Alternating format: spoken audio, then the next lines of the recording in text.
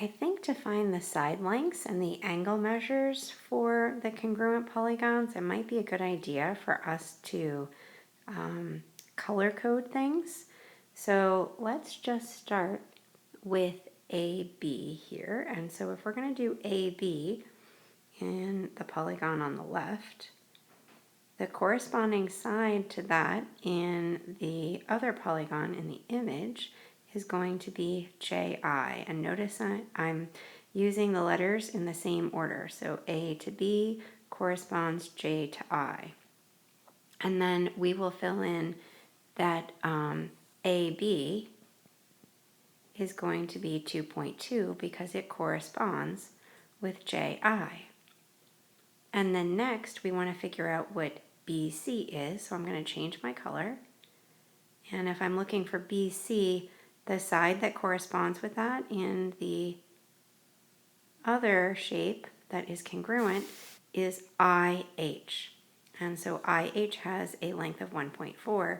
Therefore, BC has a length of 1.4 because they are corresponding sides.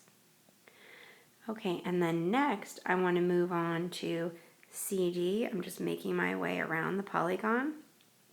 So if I'm looking at CD, the side that corresponds to that is HG. And that means that CD has to be 3.2 because HG is 3.2.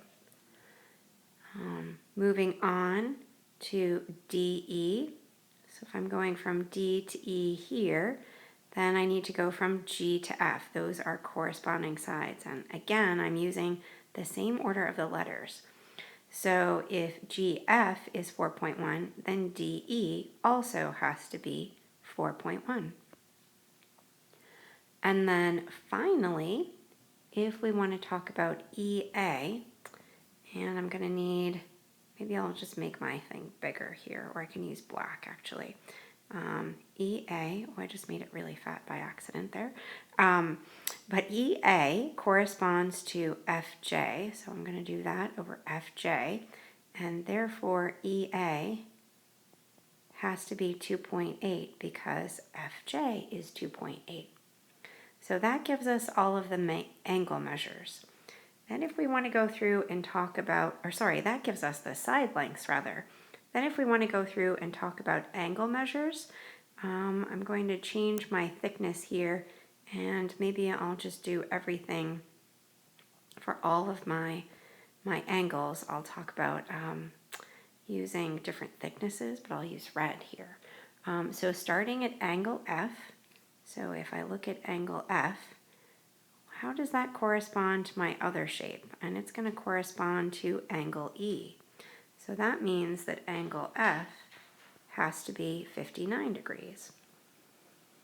And then if I look at the next one, that's going to be angle G. So I'm just going to go in the other direction to, so angle G corresponds to angle D, and angle D has a measure of 94. So angle G has to be 94 degrees. And then moving on to angle H, put a different shape around that. So angle H corresponds to angle C, and angle C has a measure of 117, so angle H also has to be 117 because it's corresponding. And then angle I is our next one, which corresponds to angle B. And angle B has a measure of 108, so angle I also has to be 108. And we have one last angle to take care of, and that is angle J. Make a little cloud around that, and I have drawn over angle A here, but it's underneath my black blob, and it has a measure of 162, so angle J has to have a measure of 162, and all of these are in degrees, and then we have all the information we need.